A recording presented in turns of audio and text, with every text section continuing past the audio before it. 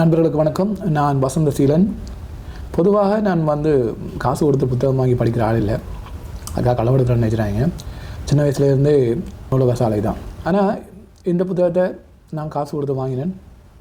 அந்த காசுக்கு 100 மடங்கு பெறுமதியாக இருந்தது அந்த புத்தகம்.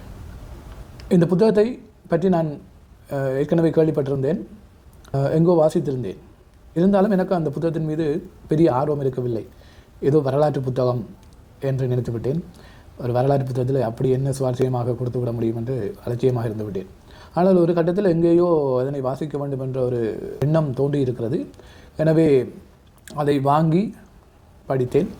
அந்த புத்தகத்தை வாசிக்க வேண்டும் என்ற எண்ணம் வந்தது எனது அதிர்ஷ்டம் என்று தான் நான் சொல்லுவேன். அந்த புத்தகம் இவ்வளவு சுவாரஸ்யமாக இவ்வளவு ஆழமாக விடயங்களை தெளிவுபடுத்தும் என்று நான் நினைக்கவே இல்லை. அது மட்டுமல்ல, இந்த புத்தகம் இதுவரை காலம் வந்த புத்தகங்கள் அனைத்திலும் மேன்மையானது ஒரு வரலாறு என்று தான் நினைக்கிறேன். வரலாற்றில் பதியப்பட வேண்டிய மிக முக்கியமான ஒரு விடயம். சரி, நான் இவ்வளோ ஓவர் பில்டப் பண்ணுறேன்னு நினைக்காங்க. நானும் அப்படி தான் முதல்ல நினைச்சினான்.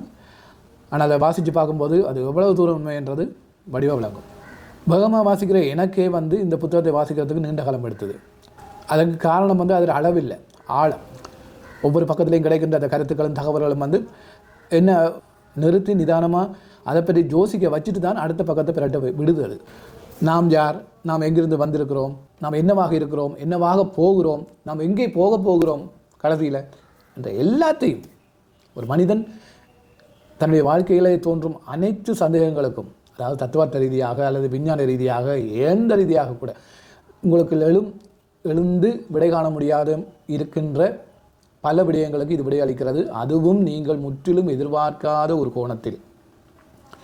இன்னொன்று சொல்ல வேண்டும், இந்த புத்தகத்தை வாசிப்பதற்கு நீங்கள் நிர்வாண நிலையில் இருந்து தான் அதனை வாசிக்க வேண்டும். அதனோடு தவறாக எண்ணாதீர்கள். புத்தரின் மனநிலையில் இருந்து, ஞான நிலையிலிருந்து வாசிக்க வேண்டும். ஏனெனில் ஒரு விடயத்தை நாம் கேள்விப்படும் போதோ அதனை பற்றி சிந்திக்கும் போதோ நமக்கு ஒரு பக்க சார்பாகத்தான் நாம் சிந்திப்போம். அதாவது நம் பக்கமாக எனக்கு என்ன தெரியுமோ அல்லது என் சார்பாகவே நாம் சிந்திப்போம். அது இந்த புத்தகத்தை வாசிக்கும் போது கூடவே கூடாது. 3ஆம் நபர் போல இருந்து அதனை வாசிக்க வேண்டும். பாட புத்தகங்களை இப்படி எழுதினால் எவன் படிப்பை நிறுத்த போகிறான்? குறைந்தபட்சம் நம் குழந்தைகளை பாடப்புத்தகங்களை தாண்டி இவ்வாறான புத்தகங்களை கட்டாயம் வாசிக்க நாம் ஊக்குவிக்க வேண்டும். நாம் வாசித்த புத்தகங்களில் மிக மிக மிக மறக்க முடியாத ஒரு புத்தகம் இது. நீங்கள் வாசித்தால் உங்களுக்கும் அப்படித்தான் அது இருக்கும். வாருங்கள், புத்தகத்திற்குள் நுழைவோம். அந்த வித்தியாசமான உண்மையான அனுபவத்தை நாம் பெறுவோம்.